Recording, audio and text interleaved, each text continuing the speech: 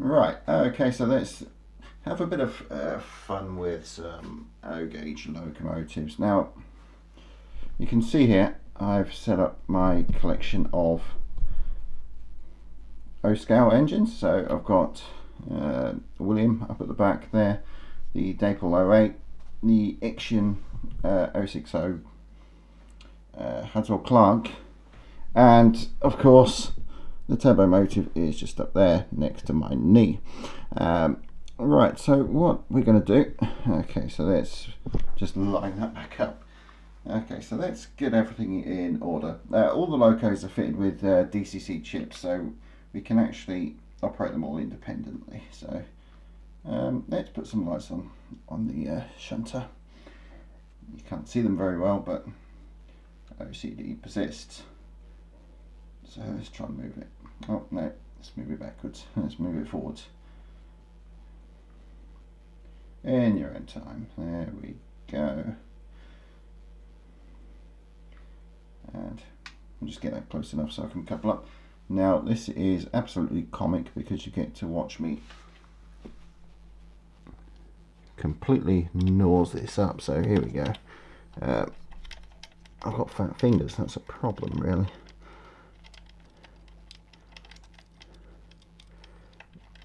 Now I'm determined to do this without picking up the engines.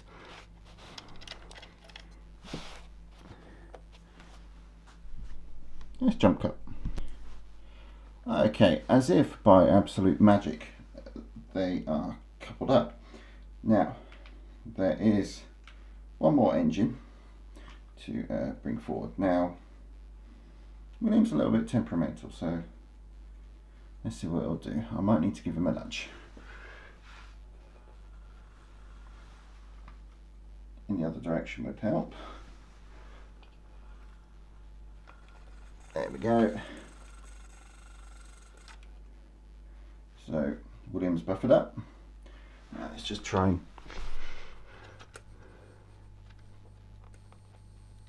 couple him up as well.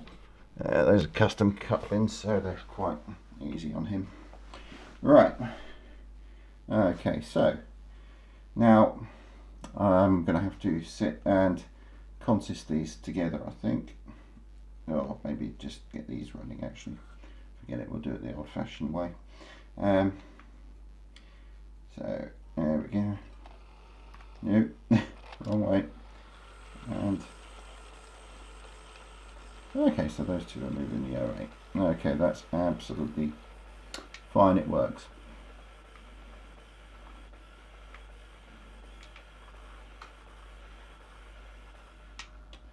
There's William wanting to do his thing as well. Yeah.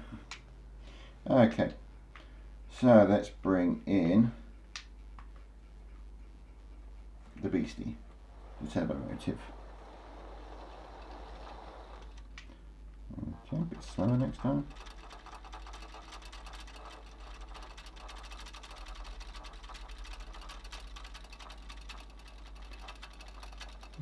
Okay, so that's in position.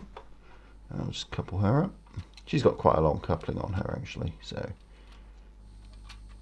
let's put that on the front there. Okay, now you'll see that the four engines are now coupled up.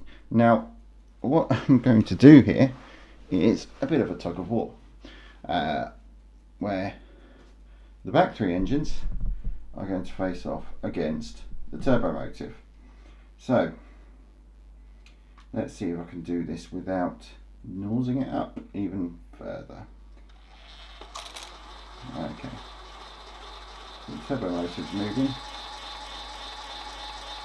Now, he's clearly struggling with getting moving with the three coupled up on the back there, so let's leave her running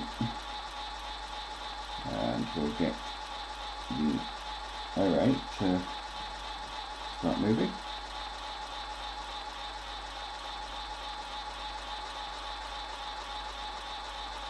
There we go.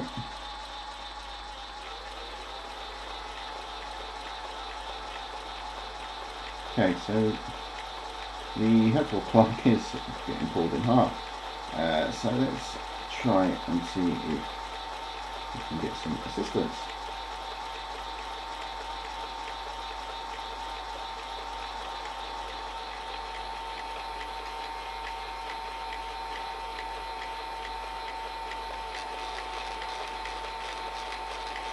Okay, so the turbo motive is obviously slipping away there, but it's actually holding back these two.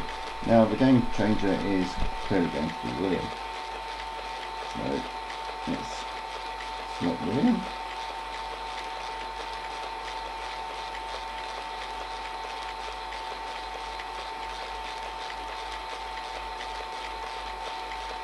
Oh, William's not away for best behind, so let's see if we can give him a nudge.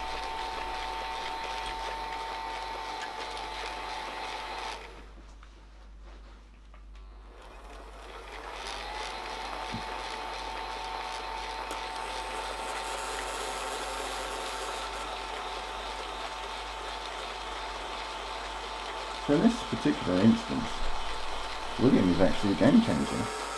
So we stop them before he decides to push everyone off the end.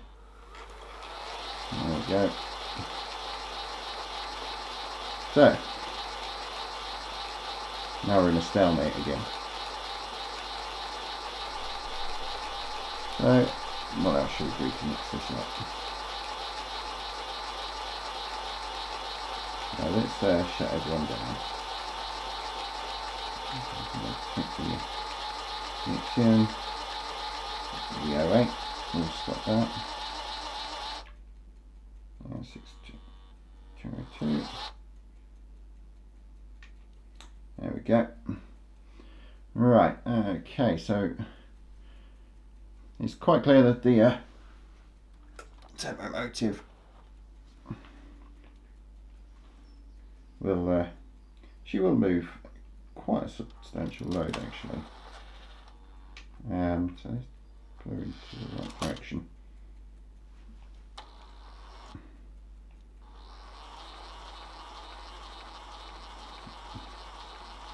Okay. So yeah, she doesn't really she's not really gonna shift those altogether. Okay, so we shall disconnect William up at the back there.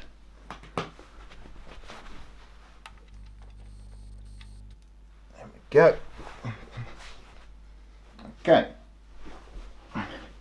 Now, I believe out of the three at the back, William is the heaviest, although he doesn't seem to be able to pull a great deal. So let's see what happens when we get the turbo motive moving now. Nope. She's just can't seem to get her feet done. Okay, so let's shut her down. We'll try the 08 now. So the 08 can't quite shift them either, so let's see if the Ixion will assist. There we go.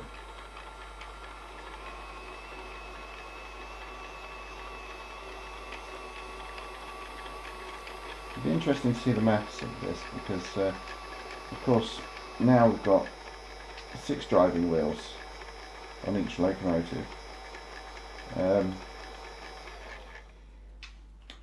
which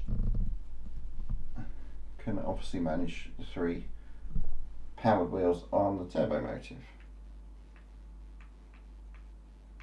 I'm not exactly being scientific, but hell, I'm having fun.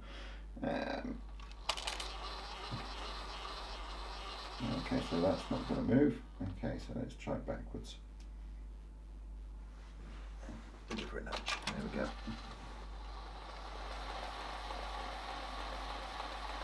She can't quite dig in. One of the key things is if you give it the slightest nudge, on the top. I'm not pushing it forward, push it down. The motor is actually powerful enough to take away. It's just not got the weight on the driving wheels. So let's take her into forward again.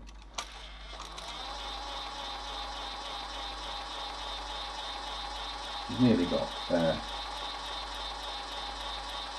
She is actually moving, but very slightly. And there we go. Sometimes it will short out, in fact. But there is something on the engine which I think must be catching on the chassis, which shorts her occasionally. Very smooth, actually. So, turbo motive won't move those two engines.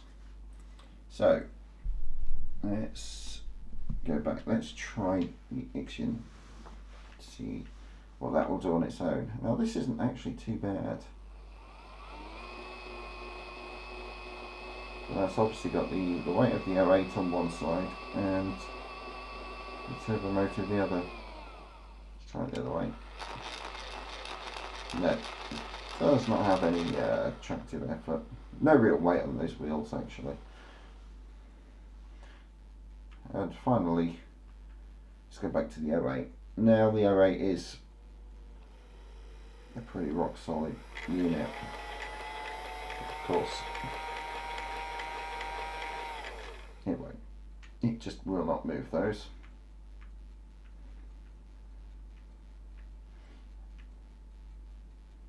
So I suppose on each of the two back locomotives you've got the 6 powered driving wheels with all the weight on them.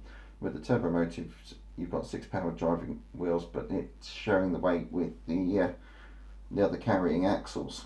And of course the tender weight is neglected really.